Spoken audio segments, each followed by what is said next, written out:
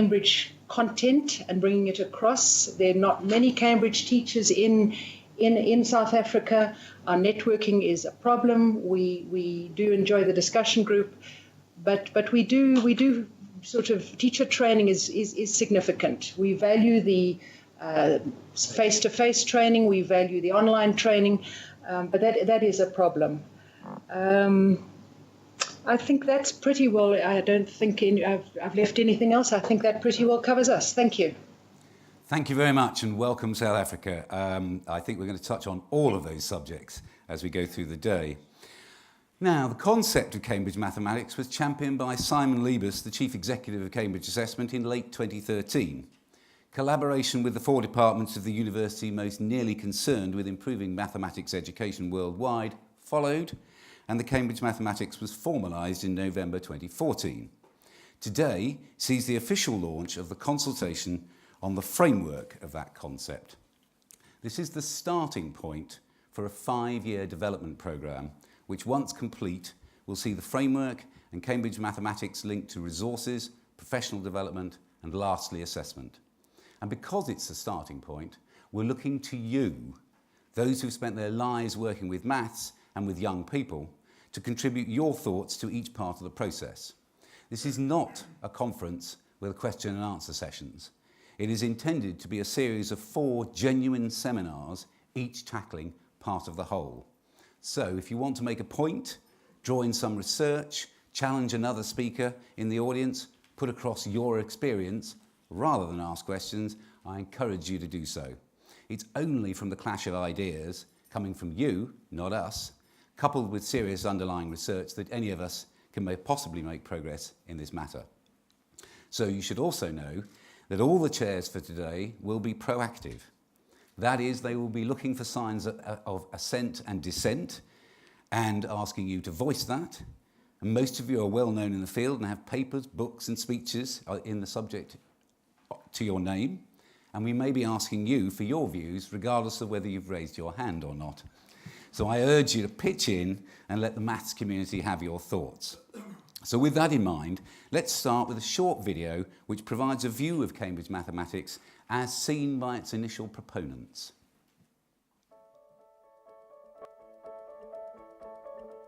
It's a really interesting time for mathematics education. We're in a position now where we really don't know what students of today are going to have to do in the future. So the aim of this fantastic new initiative called Cambridge Mathematics is to champion and to secure quality mathematics education for all students.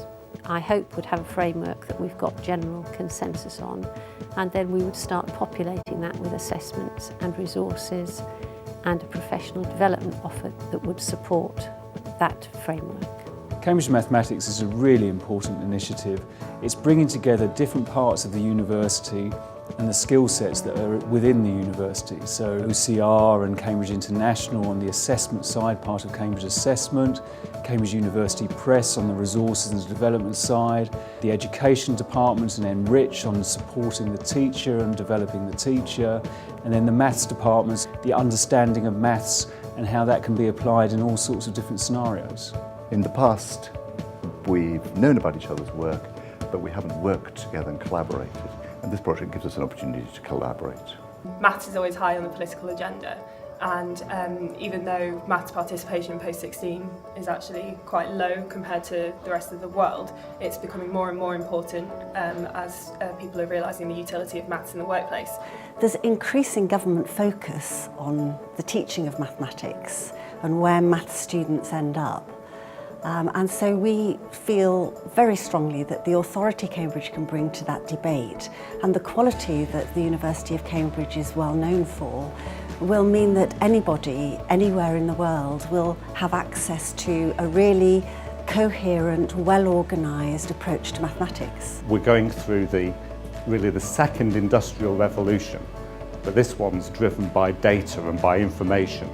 I think we have a chance to make an even bigger impact by combining the kind of understanding of mathematics and of the learning process with the opportunities that new approaches to learning content, particularly through the use of technology, can do, whether that's in tracking the data on individual users to give a more personalised experience, or using things like video game techniques in order to get people really engaged and excited about what they're doing. If you as a person can't understand and interpret the absolute wealth of data that comes your way just in order to be able to function in everyday life, then really you are very, very disenfranchised from taking part in society. I think the biggest challenge for maths education is supporting teachers. If you're asking them to move away from tried and tested methodologies that they're comfortable with to a more problem-solving pedagogy, you're going to have to support them and bring them along with you. And part of that is actually asking teachers to work with you to develop these resources. Teachers in classrooms, to give them the resources, the ability to have that continued professional development, to support them, to produce the lessons that they want to teach to their pupils and have them have the enjoyment out of teaching mathematics. And I think if you have a framework that supports you through assessments and your own professional development, that's a very useful thing. This is genuinely about inviting people into a conversation about what the future of mathematics education might look like. We want to engage the international as well as the national community. It's much easier to do that now that we've got the facility for digital communication, etc. So it really can be a global debate. But also, we've got a space in which to look at mathematics curricula and decide what is really, really important about a quality maths education. We know more about the research, about how children learn and what are effective methods of teaching, how children can learn independently as well as being taught. So all of those things means that now it's a really ripe time for us to have this debate. And it's a really right time to develop a framework which brings everything all together. So that's the context, ladies and gentlemen. And now I'd like to introduce you to Professor Selezek Borishevich, Vice-Chancellor of the University of Cambridge, to open the conference. Unfortunately, it appears that running a world-class university is more difficult than it looks, and he's unable to join us live. However, he did make himself available for interview ahead of the conference to talk about the potential importance of Cambridge mathematics.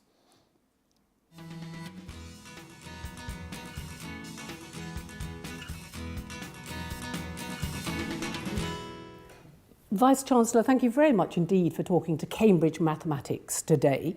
What's this event about? Well, the Cambridge Mathematics event is actually about launching a framework. It's about launching a framework which is held jointly between the Cambridge Mathematics faculty, Cambridge University Press, Cambridge Assessment and the Faculty of Education. And what we're about is actually trying to understand all of the needs and the academic basis on which mathematics education from 5 to 19 should be put together as a holistic approach. And this isn't just of interest to academics in terms of deciding what's there.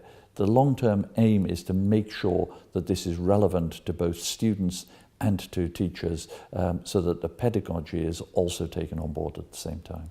So why are you doing this now? Well, the biggest surprise is why it hasn't been done up until now. And in today's world, particularly in a world which is going to rely more and more on technology, then the acquisition of mathematical skills from 5 to 19 is a vital part of education. So it couldn't be more timely than at present. How does this differ from other programmes and visions? Well, Cambridge tries to make a difference in all that we do, but actually this, above all else, is trying to make sure that we provide the right sort of framework, the evidence base on which we can actually work, not just in the United Kingdom, but globally, to see what do we know about mathematics education, where do we know about good practice, what do we know that works, what do we know that doesn't work, so that we can really build on that evidence base the best education system possible for young people. And do you think it is important to have a framework that is evidence-based? Well, it's something unique that Cambridge Mathematics does. I mean, we pride ourselves here at the university that virtually everything that we do, we try to do from an evidence base that's as strong as possible, so that we don't have to go around listening to anecdote after anecdote about what works. But let's test as to what we know, understand where the gaps are, fill those gaps in, and then making sure that that evidence base can really inform the actions that follow on from that. I mean, mathematics is the most logical of subjects, so surely it is absolutely appropriate that we work with an evidence base first and foremost. And so how does this differ from other programmes or visions? You say mathematics is a a logical discipline? Well, for me, mathematics is absolutely fundamental to the world of tomorrow. And therefore we owe it to our young people to make sure that they're provided with the best tools possible to actually deliver, and to help teachers be able to get the very best out of their students. And I suppose by involving all of these groups, all of these stakeholders and people, it's holistic in the way you're tackling it. Well, holistic it certainly is, and it's going to be even more holistic. While we start with the beginnings of a framework that we know from the four main players, this isn't just about ourselves, it's about engaging the whole mathematics community, not just here in Cambridge, but around the United Kingdom and overseas, so that we can begin to develop the right framework on which to base logical conclusions and best practice. You seem, Vice-Chancellor, to be mapping out a vision that's going to be a conversation about mathematics around the world. So how will it develop? Well, the one thing that I think we've got to be very careful of is conversations can sometimes drift into and disappear into nothingness. This is a conversation, but with a very firm end goal, which is practical attainment and the best practical advice to deliver at the end of the day the best sort of coursework, the best sort of material that's available online, the best support that we can to teachers, the best impact we can make on teacher education in mathematics. So yes, it's a conversation, but it's very much a conversation with an end goal. And why the University of Cambridge? You've got some famous and big names in mathematics, both at the current time and in your own history. Well, absolutely. I mean, I'm sorry, I'm going to be a little bit parochial here, but for me, Cambridge and mathematics are synonymous. If we go back from Isaac Newton to Stephen Hawking, these are just names that are day-to-day names. Mathematics isn't just about mathematicians sitting in mathematics departments. Engineers rely on mathematics. Biologists are increasingly relying on mathematics. And everybody who's working in today's world, from computer scientists to the person who might be mending your washing machine, increasingly has to have mathematical skills and part and parcel of that world, of their world.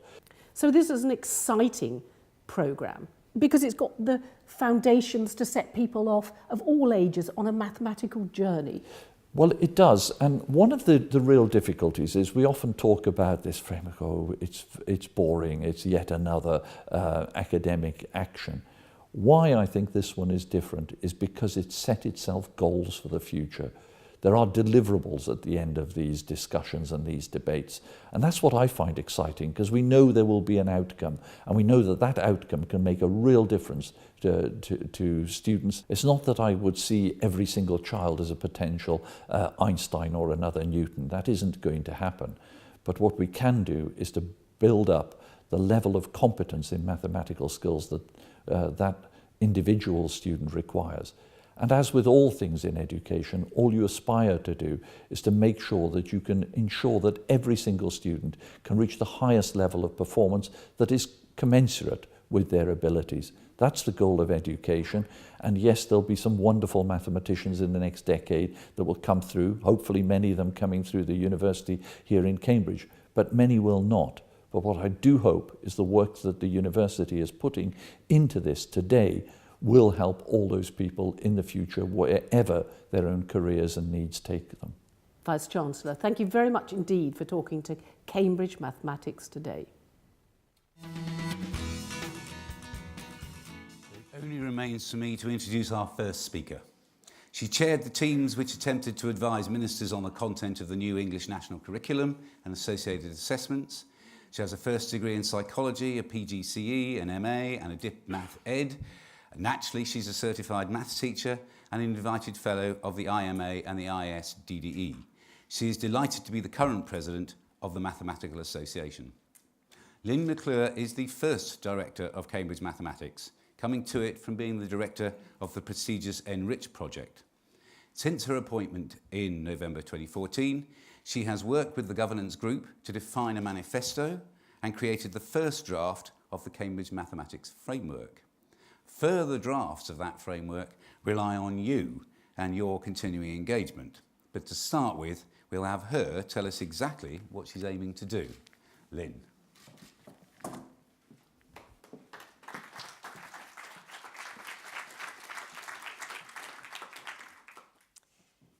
Thank you very much, Bene't, and may I add my welcome to all of you. It's really very pleasant and slightly daunting to have so many people in the audience that I know personally and whom I have a great deal of respect for. So to colleagues within the university, to colleagues within the UK, and to Egypt and South Africa, welcome. You heard from the VC that this is an aspirational and we hope inspirational programme. And I feel very privileged to be in this position. I should say that many people think that I probably ought to be certified, but it's not a certified maths teacher. I'm actually a chartered maths teacher, and hopefully there is a bit of a difference between the two. Frameworks, however, of course, come and go. There have been lots and lots of different frameworks. So what is different about this? I think it's an amazing opportunity to take time to reflect and to have the resources of the university in order to take time to produce something which is not at the whim of political expediency. And I think that that's something that I'm sure is true across the world, but seems to be maybe particularly true of the UK. So, 15 minutes I've got, otherwise Bene't will have my guts for garters. But what is the mathematics framework, the Cambridge Mathematics Framework? Well, let's start with something tangible. Let's start with the document that you have in your pack, which, of course, I didn't give you before today because I didn't want you to have a chance to plan all the questions that you were going to ask. But it is a mapping.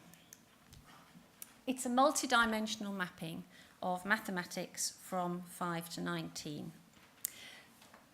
It's more than content, though, and as I talk this 15 minutes, I hope I'll encourage you to realise that actually content is possibly in some ways the least important part of it. This is what it looked like when we first started planning. Hopefully it looks a little bit more refined now, and in fact the purpose of today is to start that process of rethinking, reformulating and refining what the Cambridge Maths Framework might look like. So what is it? Well, it is an organising structure, and that's what it's for. And it's an organising structure which is the spine of these 4 different elements which are going to make up the whole Cambridge Maths initiative. So, curriculum, resources, professional development and assessment in an integrated and coherent programme. The framework itself is actually written with assessment in mind. We have to take something as a focus to start with, and I'll come back again to that afterwards. But we want to make it integrated and we want to make it coherent. We want to make each of the elements of Cambridge Maths a coherent and integrated process itself. We heard from South Africa, for example, how there seems to be a disconnect between some of the assessments. So we want things to be coherent within the elements, but we also want all of the elements to be coherent too. Why now? It was interesting when I was briefing the Vice-Chancellor that he said, why is it going to take you as long as 5 years? To which my response was, 5 years actually doesn't seem that long for such a major, major project. 5 years space is just about right to have a really good start to this project. We know that there is an appetite to do something significant. And so I suppose the comment really is not why now, but why not now?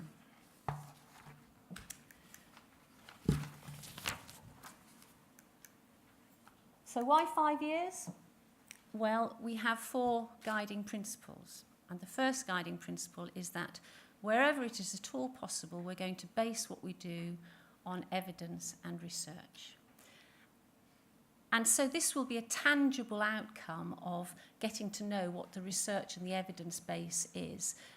There's lots and lots of evidence and research done in education and in mathematics education. Quite often nothing actually comes of it. It's a learned paper. What we want to do is to look at the research and the evidence and to see what therefore the results of that would be, what the implications of that would be. We want to make sure that we collaborate. Yes, of course, it's much easier now that we have new technology to collaborate through video, through Skype and all the rest of it.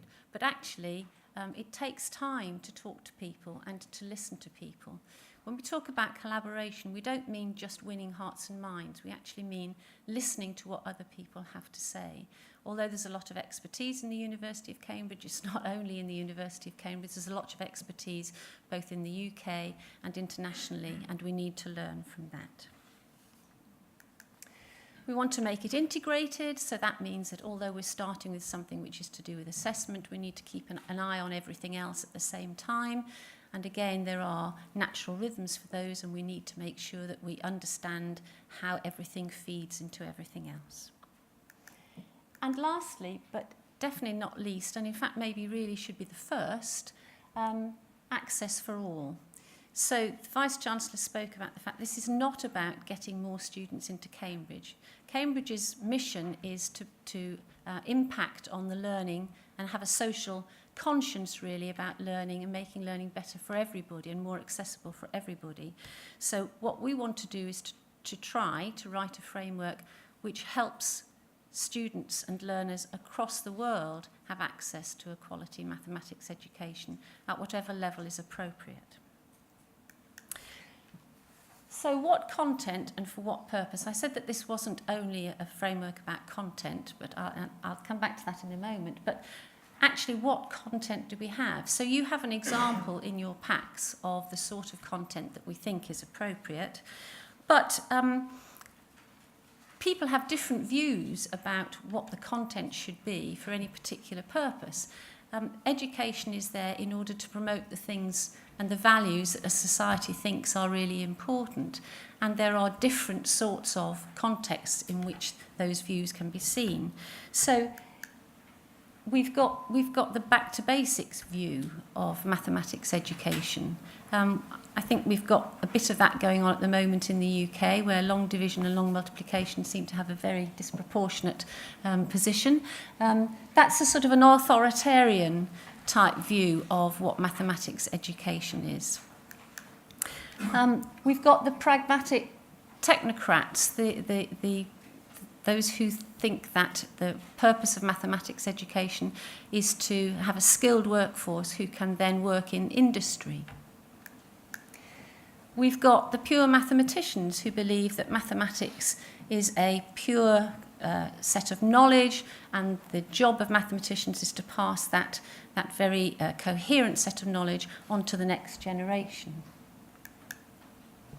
We've got the progressive view of mathematics education, where learning mathematics is something that impacts on students' own creativity and their confidence, a very child-centred view of what mathematics education is.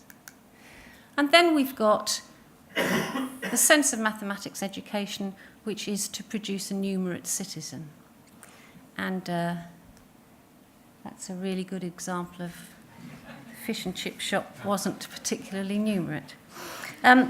So we think that there is an overlap in the content of all of those, but if you just specify the content, that's actually not enough to really get the depths of all the different aims that you might have for mathematics education.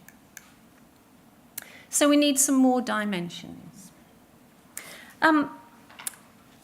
Jeff Waite worked with me at the very beginning, and we were looking at what is the way in which we might cut the content of mathematics.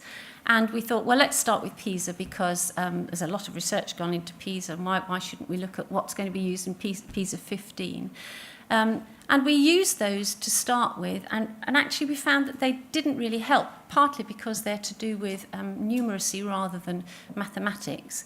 And so we then went back and went to something that I think most people think is pretty pretty usual and pretty boring. So if you look at the way that we've cut the content, there's nothing really very radical about that.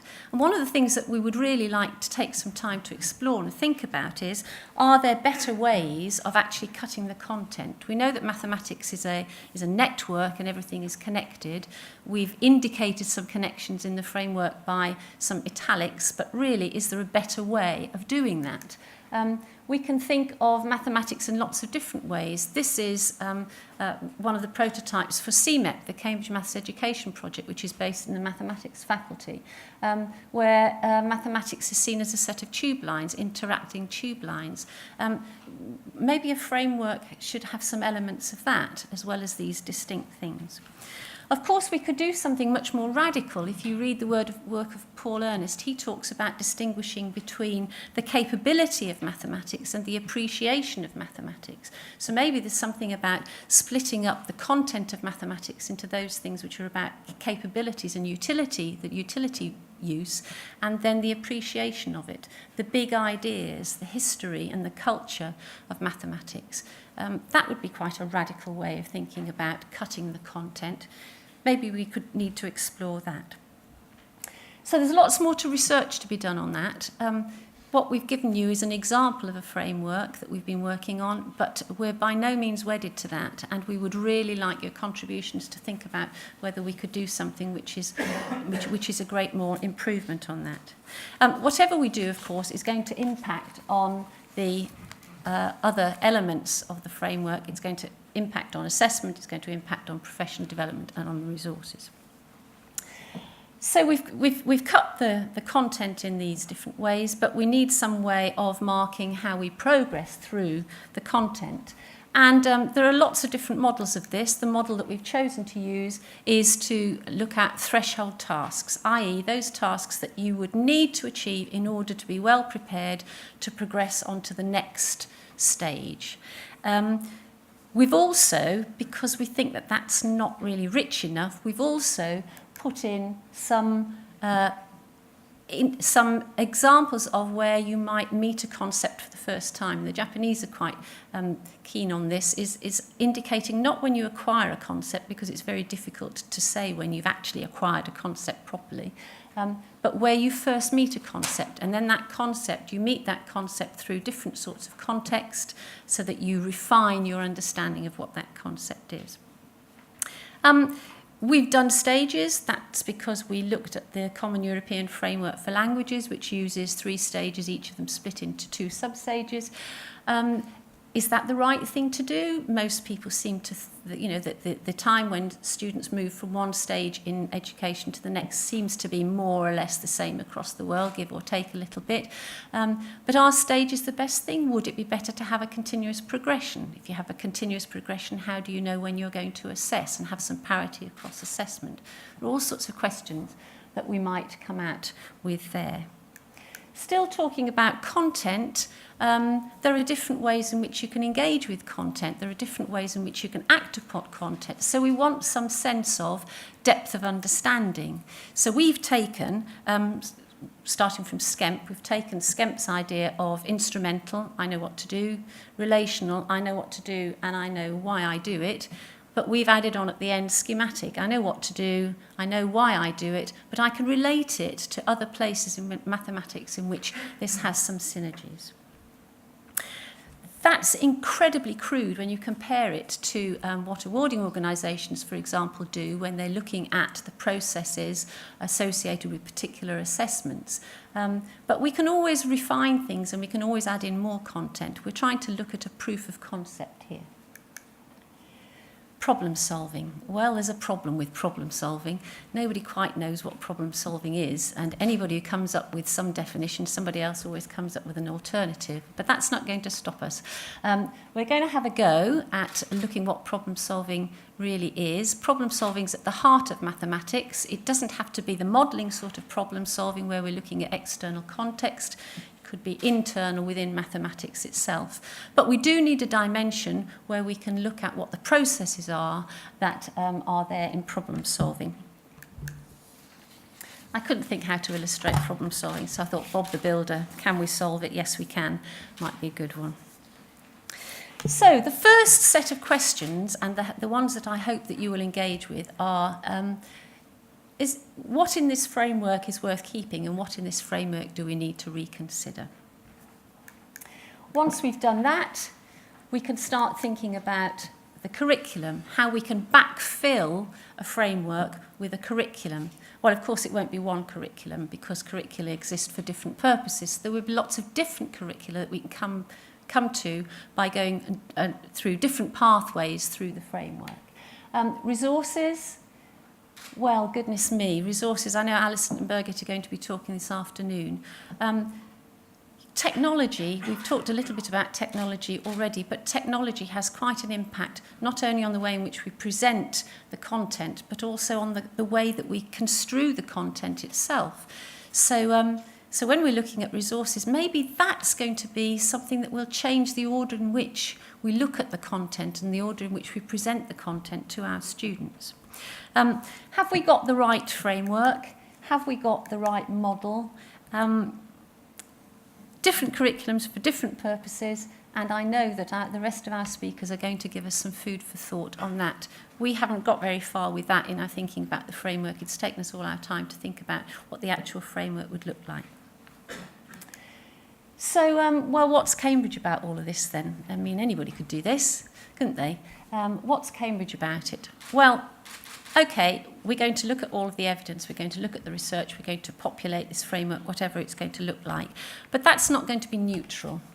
We will be taking a value judgment on what we put in there. And the value judgment will come from triangulating our judgments amongst colleagues within the university, not only the four partners that you've seen already, but other interested people in the university, the physicists, the social scientists, the economists, etc. All of those will have a view on what is an appropriate mathematics education. People in other universities, other learned societies, and the maths education community in general, both within the UK and within the international community that we already know exists. That's an amazing thing to be able to do. All of the four partners already have an extensive international relationships, and so to be able to build on those is going to be a remarkable thing to be able to do. So we will take a value judgment on what we think are the right elements for Cambridge mathematics in detail and generally.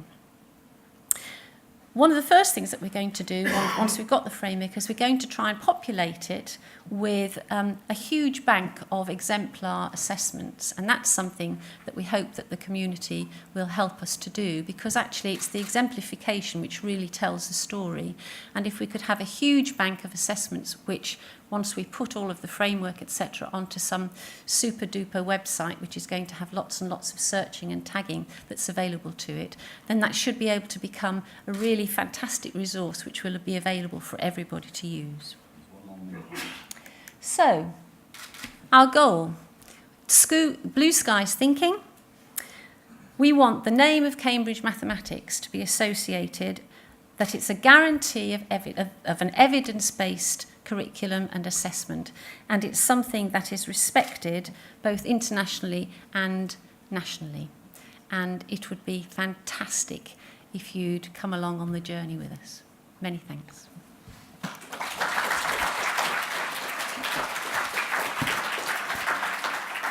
So, starting that conversation will be Margaret Brown, OBE, Emeritus Professor of Mathematics Education at King's College London.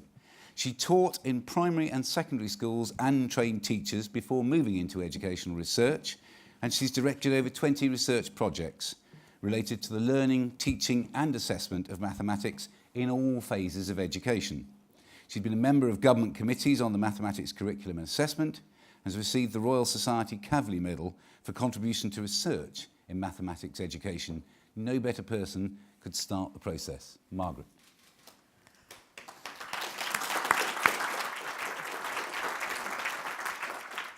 First of all, thank you very much for the kind introduction and for the invitation to speak at this really important day. I'm hugely supportive of frameworks for mathematics, but then, hey, I'm a mathematician, so that's the sort of thing I like. I love systematising. But I think one of the themes of what I want to say is perhaps that I'm also an educational researcher, and I'm aware of the fact that although mathematics may be easily classified and divided, people, those that learn them, are slightly less easy to systematise.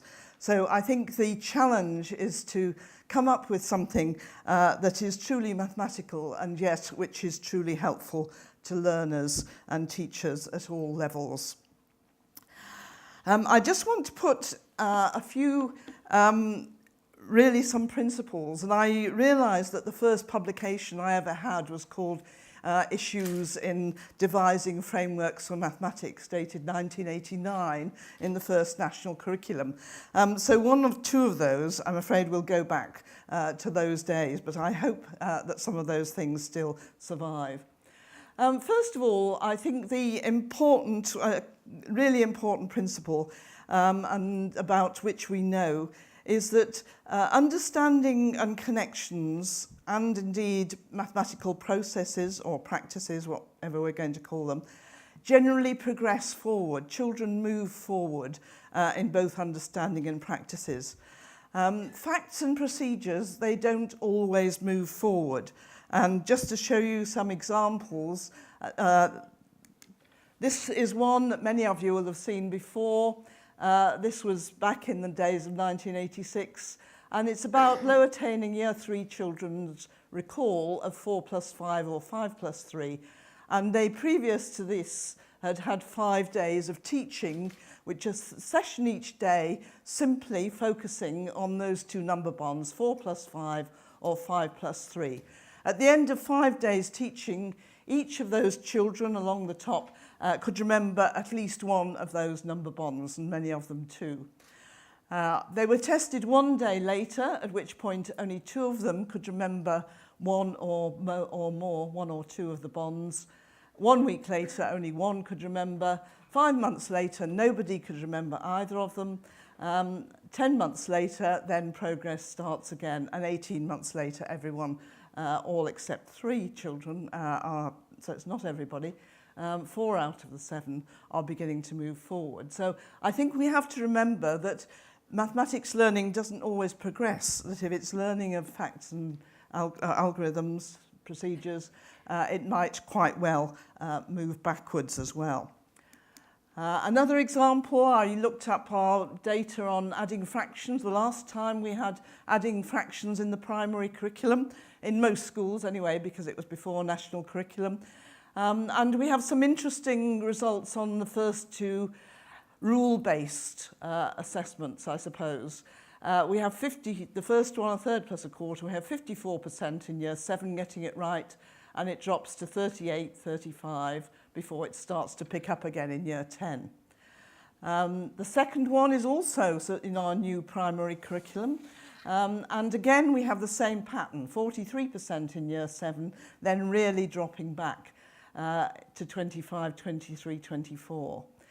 And those are in contrast to 2 items that are focusing more on the understanding of fractions, which actually provide the basis for understanding the algorithms in the first 2 examples, where children move forward steadily, fairly steadily anyway, from Year 7 to Year 10, but perhaps at a lower level of success than you might expect. So the importance, I think, is what I'm trying to say, is the kind of interleaving of understanding, making connections, and of procedures that are so important in mathematics. Long-term learning, of course, of facts and procedures is also underpinned by that understanding, and especially the connections with actions and images.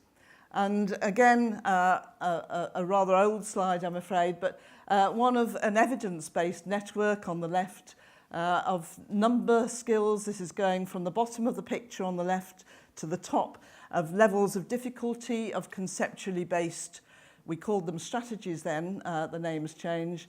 And I think just that it is possible to get a network that most children will conform to, all those lines in that first network, show patterns of progress that were taken by at least 95% of the children assessed. However, it's worth pointing out, point I made earlier, on the right-hand side, this is the profile of an actual child who has most of those bottom-level conceptually based strategies. But just to point out, there's one on the far right there that it would appear both logically and psychologically that child must have gained in order to move on to the next one, and they still haven't. So there are always, I think, some surprises when we come to assess the children or the grown-ups or the adults themselves who are learning mathematics.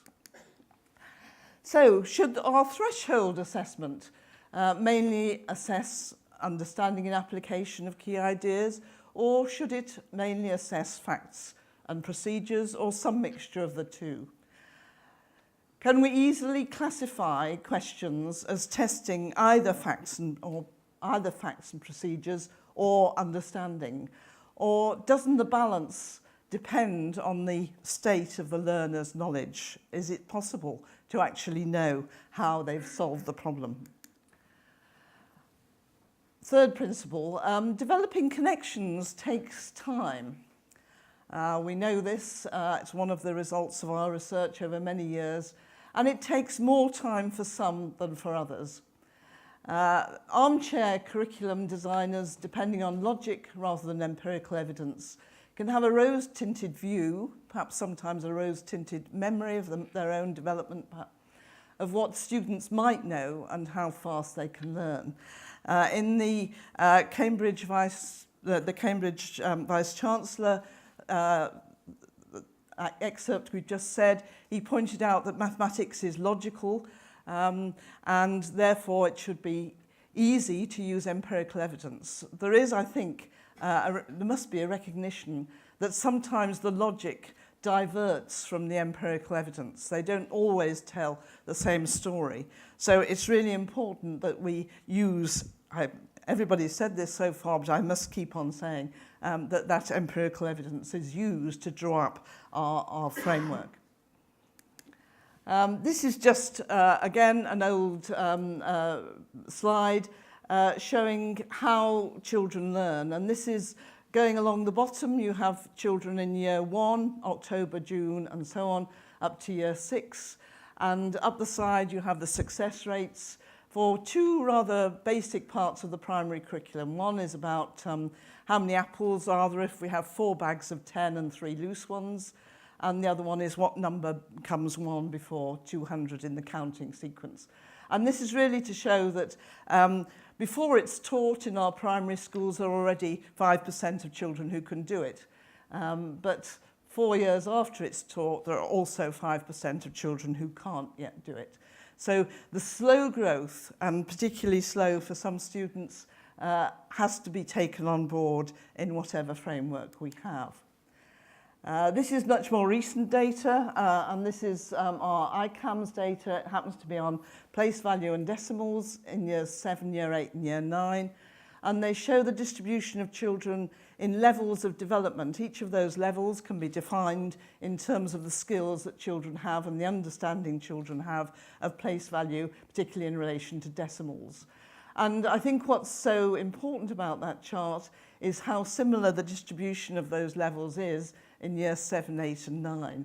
There's actually very little progress that's made by the average child over that time in relation to the huge range of what children can do, the huge range of attainment in each of those years. So our framework needs to take on board a large range of attainment and also a quite possibly quite slow rate of progress. Here's some evidence of what happens when you dream up your curriculum from the armchair. This is from the US Common Core, now being implemented in most of the states in the United States. The first states to do it and to be assessed on it were New York City and New York State. And the testing began in 2013, and this is a curriculum on the curriculum for grades 3 to 8. Most of the rest of the country will follow their first testing this year. In the first testing, 30 in New York City, 31% in New York State passed maths, and that was down from 60 to 65%. In New York City, only 15% of African Americans and 19% of Hispanics passed. There were 9 schools with no passes at all. This is just a warning, I think, about armchair curricula. So, questions? Can we zoom in to describe empirically small progressive steps which lead to greater fluency in applications without leading to an over-detailed and fragmented curriculum? And this is, I think, where the technology helps us. We now have the zoom function, so we can have a broader description which zooms into the detail that can pick up the progress that those children who move quite slowly can make from year to year. And the question about how loosely age-related should the framework be. I'm not going to say very much about processes, practices, thinking skills, whatever we want to talk about them, only to note that we've never been terribly successful in frameworks with managing to put those in some sort of progression. And I guess Malcolm Swan, who's going to talk later, knows at least as much about it as anybody else. So I'm really not going to say any more about that.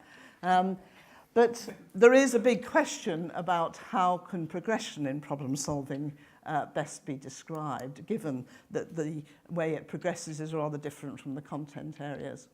I'm just going to add a few minor quibbles. It's always tempting to mathematicians to pick up the detail.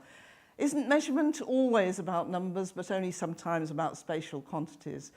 Isn't logic a branch of maths and not just a mathematical practice? And should we be defining our processes, our practices, should we be identifying them with the stages of modelling?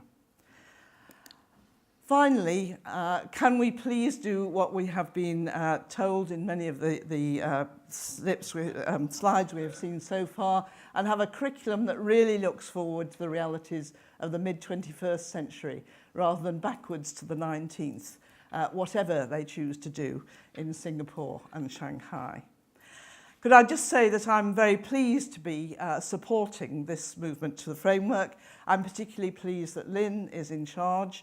I have had the privilege of working with her on 2 frameworks, I think, national frameworks so far, one of which, sadly, never quite made it to the statute books, and one of which, sadly, did. Thank you.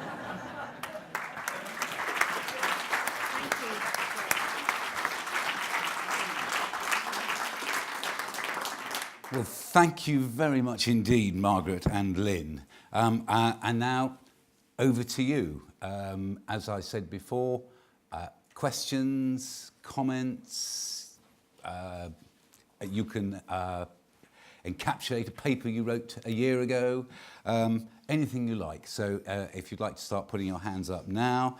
The one thing that struck me was, and this may be the fault of Margaret looking back perhaps too much, but it occurred to me the number of slides you had which seemed to be repeating old truths. It looked a little bit, and I looked to the audience here, it looked a little bit that the more we go back, the further forwards we progress. That was just a sort of something that came out for me. Are we rediscovering old truths, or are we breaking new ground? That's a question for the audience.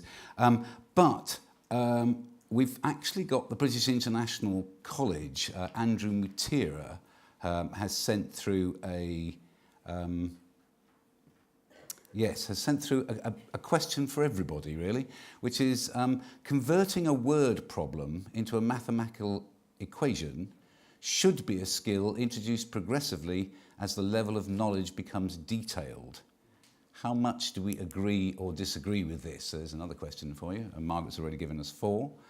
And Steve Watson on Twitter has said the starting point may be assessment, but of equal importance is pedagogy.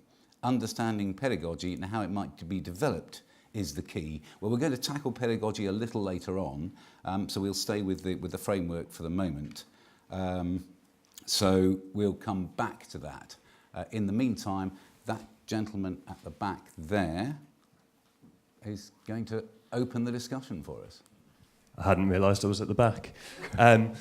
My name's Dan Thomas. I work for CCSS, an independent sixth form college in Cambridge. I guess I'm adding a question rather than answering one. I find it immensely reassuring the level of expertise that you have collaborated with and that's in this room. We've got educators, educational researchers, academic mathematicians, and it's great that all these people are feeding into the framework process. I guess my question comes back to one of the slides that you showed earlier, which was the different views of what mathematics education should be. Something I ask my students if I'm feeling brave, and something I think about myself quite a lot. And it seems to me the group that wasn't mentioned is industry. I've done quite a lot of CPD with MEI, and my own focus is more on the applied modules in the A-level than the pure, perhaps. So for me, it's important that my students are going somewhere with this, that they're learning things that are going to be useful for them, both in academia, but also if they choose to go a different route, something that they're going to be able to apply in industry. Is there any collaboration taking place in that direction, I guess, is my question. Which I think is a question that you should perhaps address. So, when I indicated the 5 different groups which had different aims, I did mention, I think I called them the technical pragmatists, those who think that industry, having skills ready to be used in industry is very important. You're absolutely right that we need to consult with not only people in academe, but we need to consult with others. So, for example, one of the things that we might want to look at is what mathematical skills, processes, knowledge do learners need if they're going to start an apprenticeship in some particular area. Well, I wouldn't know, but there are people who do. So one would have to, and one would want to consult with the community on that. And that's, of course, why it's going to take 5 years, at least, because there are a vast number of different constituencies out there that we would want to make sure, in order to get buy-in, we need to make sure that we consult and listen to them. I don't know if you want to add anything to it. So Lynn, what I don't quite get there is, presumably the framework is actually going to be a spine which, as it were, defines maths insofar as that's definable, but what that gentleman was talking about is actually going to be a curriculum takeout from the framework. So do you actually need to consult industry at this point about the type of framework, or do you need to go to industry later to say, right, now let's talk about? Well, we'd need to make sure that industry has a view on what should be in the framework, but then the thing that will distinguish the curriculum that might be appropriate, for example, for the person who's going to be an apprentice, to do an apprentice, would be the path through that framework. And we would then want to look with and ask different constituencies what would be an appropriate path through the framework. There are lots, big areas of the framework that would not be appropriate for certain people to be able to study, but others that needed a greater focus. So the framework, in essence, will be the totality, but there will be different pathways through it. Does that answer your question-ish? Yeah, I think my initial concern with all of these is I think everybody should be studying mathematics. I think mathematics is incredibly valuable as a language, as a means of describing the world around us, and a means of systematizing and ways of thinking. So on the one hand, I've got this fairly, progressive, idealistic view that everybody should be studying mathematics. And then I sit in my classroom with the student who's going to be lucky to come out with a U in A-level maths because their parents have decided that they should be doing maths. And I sit and try and reconcile these two views. And I think what you're saying, that the framework is there and the path in which the student treads may well be different. It goes it reassures me that the question is being thought about, and I don't necessarily think you should have an answer yet. Could I just add one thing to that, which is that I sort of gave a sort of simplistic view of the framework being through the content, the path being through the content. The content is only a two-dimensional thing. We've got all these other dimensions behind it. So actually the path through the framework will not only be through the content, but it might also be in the problem-solving skills that are needed and the depth of conceptual understanding that will be needed. So it's not just the content. Right, can I move to South Africa? I think South Africa have a question from Graham Evans, Head of Maths at St John's College. Is he online? Yeah, I'm here. Graham. Yeah, I really like the idea that Lynn alluded to of the idea of maths appreciation. Well, she spoke of maths appreciation versus the utility of maths. And I was just wondering whether that is something that we could build into assessments, just the appreciation of what they're doing. Chapter. And actually, I'm going to point at Tim Rowland because Tim has just edited a fantastic book in which Paul has a chapter. Tim, can I throw it to you? Because it's a very interesting idea, isn't it, to completely reconceptualise what the content of mathematics is into this whole idea of capability being the stuff that you need to know, but then the appreciation being, I think, what a lot of us think is what gives maths its richness. Tim Rowland, University of Cambridge. I'll sit down at this point. This feels like a test, Lynn, as to whether I know the content of the chapters in the book that I edited. Yes, certainly. Because the cameras have to catch you for the worldwide audience. Certainly.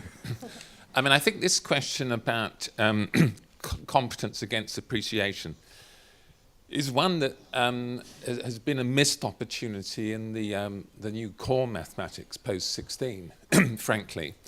That not just it's particularly true in the modern world, but I think it's always been true that there's mathematics that we need to know in order to be able to do things, not least to pass mathematics exams, but also to be numerate citizens. But there's, if you like, a kind of cultural dimension to mathematics in that we live in a world in which there are, and have been, amazing mathematical achievements which are accessible to the ordinary person without detailed knowledge of the intricate details of it. And I would include in this, I mean, not just things like chaos theory and the like, and the kind of design of digital innovations and so on, but also historical aspects of the way mathematics has evolved over time. And I mean, one could liken it, it's a very crude distinction, to the distinction between English language and English literature. That in the second one is engaging in a kind of a cultural dimension. So I mean, I was noted your comment on that, Lynn, and would think it would be very profitable to explore this appreciation side, because until now it hasn't really happened. Could I add something to that? And of course, that's one of the fantastic things about the maths faculty being part of this partnership, is that if we're considering what mathematics we want to hand on to the next generation, then actually having the mathematics faculty on board is really, really important. Now, Egypt have a number of points to make, so just move to Egypt first and then come to the middle there. Egypt, you had a number of points? Yeah. Yeah. Which question? Can we ask? Yes, you can ask, yes. Yeah. Go ahead.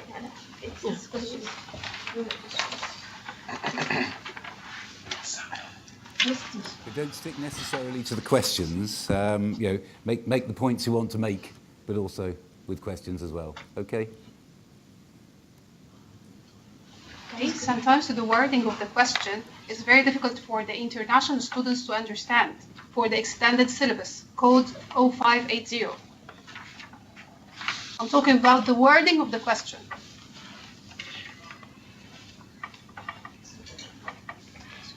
So I'm sorry, Bene't, I think that's a specific question about one of Cambridge International's qualifications, but it's the general point is that for international students whose first language is not English, the way the question is written can be a factor, not just the mathematical content of the assessment.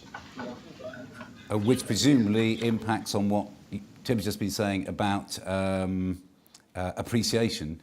Is appreciation is going to be much more about talking about maths rather than actually doing the practical application of maths. Is that right?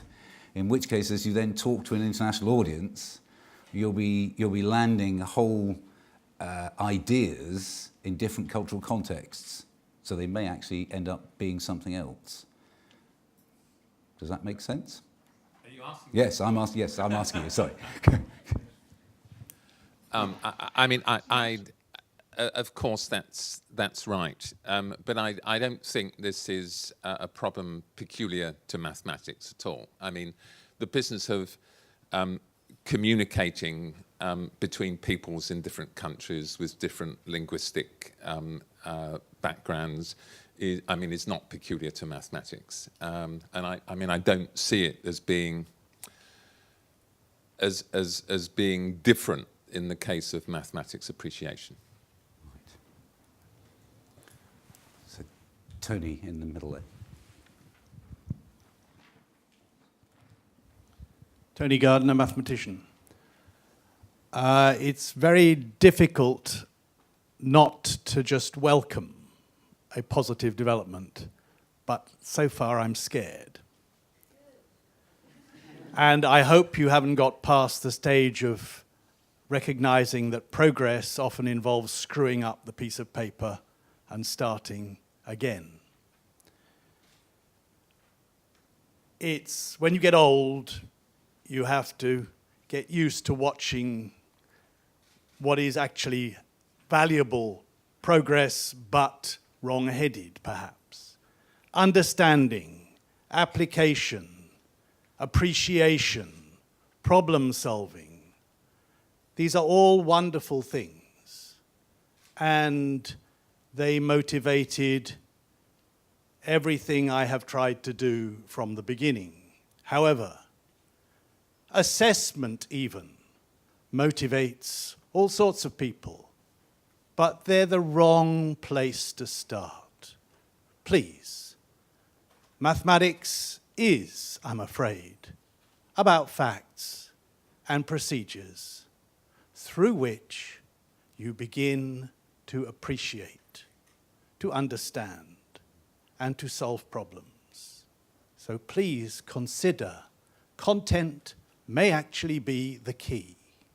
It's the way you approach content, the way you present and assess facts and procedures, not the things themselves. Facts, procedures, content may be the key. I think I should stop there before I say something. No, but it's woken them up at the back.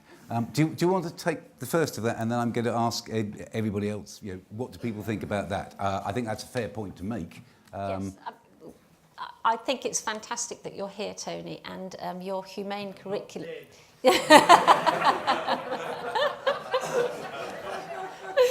I didn't mean it in that sense, honest. But your humane curriculum is a fantastic piece of work, and I suppose one of my challenges is trying to take the best of things without destroying the integrity of each. And I think that's a really interesting challenge, and one which I'd love to have you alongside. Are you not in danger of making a dog's breakfast if you're going to take from a bit of this, a bit of that, a bit of that? That's exactly the issue. Right. I'm slightly surprised we haven't heard from pure mathematicians, because so far we've been, apart from... well, we seem to be very utilitarian to date. About practicalities, facilities, application and all the rest of it. We don't seem to have had anybody coming out and pointing that we need to move much wider than that utilitarian approach. Or perhaps I haven't been listening. What would you say, Lynn? Well, Tony's a mathematician. Yes. He's a pure mathematician. Look, everybody's a mathematician. I'm not totally quite sure. I think we've got a good balance so far. I think we have got a good. Just wondering whether we're getting a good balance of input. Yes.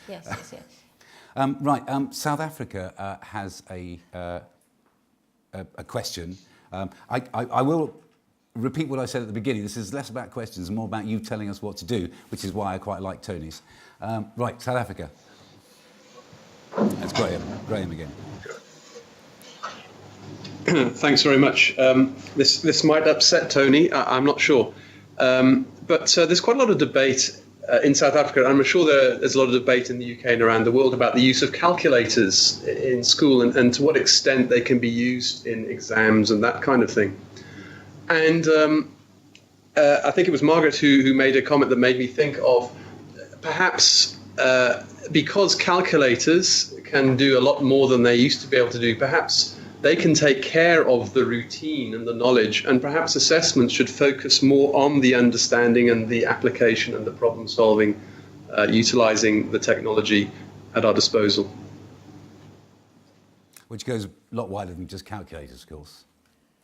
Can I come in and try and respond to that? I think it's certainly the case that any curriculum that we want to specify must take account of the technology that we have and how it will be used. But in a sense, it's also important that people can interpret the answers from the technology and can set up its use and know broadly what's going on. So I think that to sort of regard something as happening in a black box that you don't need to understand is often not a good response. What we probably need to do is to say that we need more and more to have an understanding of what it is that calculators and computers are doing in a broad sense, but there's certainly no point becoming efficient in procedures that can be more efficiently done elsewhere. So it's not quite, I think, a black and white. I think it's knowing enough to be able to use the technology effectively. Is that going to be is that an age question as well? You've got to know enough of the procedures before you start moving on to using the technology. So in a framework, would we be likely to say, no technology before X? Or would that be overly? Well, I think they develop together. I mean, the 1-year-old child already has access to the tablet, and children know what's available. You can't fool them that they actually have to learn procedures that they don't have to learn. So I think it's we must work in the world we have, and in particular, I think one of the things it does suggest is that we start introducing ideas at a younger age, in the sense that we can start thinking about what is happening on a tablet that's quite sophisticated and trying to translate that into something that can be understood by quite young children. So sometimes I think it means pulling some of the ideas down the age limit, the age range, as well as maybe pushing some of them up. There's one here and one 2 rows back. Did you have your hand up, sir? No? Okay. And gentleman at the back there. Sue Gifford, University of Roehampton and ACME. 2 requests. One is, can you get a designer with worse eyesight, please, so that we can actually read what's written on the framework? electronically written. Fantastic. On the Right.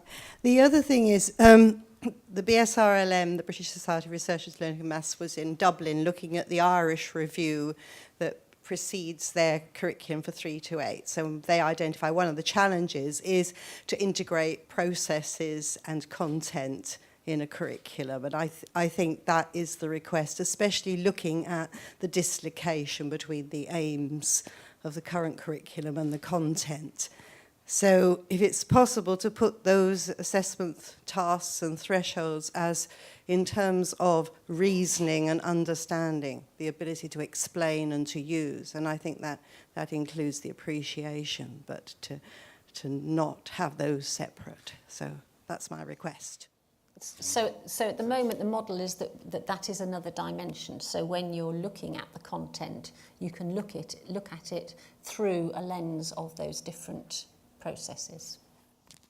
So we're going to go to final question is there at the back. Gentlemen, yes, that's it. Yep. Hello, I'm Charlie Stripp from MEI and NCTM. I wonder whether developing efficient knowledge and procedures for basic arithmetic and algebra might actually be essential to being able to develop understanding in mathematics. And perhaps we should do some research to find out, because I'm a bit wary of the idea that you can not bother with these efficient procedures because somehow you don't need them anymore because the machines will do it for you. I suspect that they might be key to developing deep mathematical understanding, and I don't know the answer to that, so let's find out. Yeah, could I just respond? One of the first things I did in secondary school was to be taught the pencil and paper method for extracting square roots. And I found it almost impossible to remember this because I hadn't a clue how it worked, and I decided I really couldn't be very good at maths. I've met lots of adults who decided very early that they couldn't be good at maths because they couldn't understand and remember how to add fractions or how to do long division. I think we have to evaluate what we're getting from... I mean, there are many children, probably the majority, who enjoy doing long division and can get something from it. But I think we have to look very hard at saying, what are the... we only have a limited time in the curriculum, whether it's adult education or school education or university education. We have to prioritise what we're doing in that period, and we have to look, I think, very carefully at all aspects of maths and say, is this really worthwhile? Right, we're running up to the coffee break. We finally... Oh, no, OK, respond, sir. You had just enough time. I think the square root algorithm is a caricature. Nobody would advocate teaching that. But I think that... No one would advocate teaching long division, But there are many other algorithms where if they're taught... I think you're criticising the way that they've been taught rather than their value in terms of learning, perhaps. We need to research this. But I think it's... the square root algorithm is an easy one to pick on. Perhaps long multiplication might not be such an easy one to criticise. I agree. Right, so just as it was breaking out, time for a coffee break. We've given quite a long time for a coffee break in this event because everybody kept telling us they wanted more time to talk to each other and to think up killer questions and killer points to make. So back here at, I believe, is 11:45. And I'm hoping that the next session will be on professional development. So discuss, talk, and come back refreshed and full of caffeine. Thank you.